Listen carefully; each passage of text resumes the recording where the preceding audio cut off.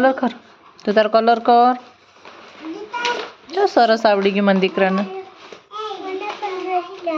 મસ્ત આવડી ગયું ને મને દીકરાને. હા તું શેમાં કલર કરે છે? ઈ શું છે? હે કોનું ચિત્ર છે? ઈ ચિત્ર શેનું છે?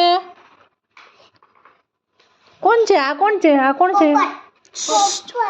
આસ્તા તારે બોલવાનું છે. કોણ છે? चलो कर.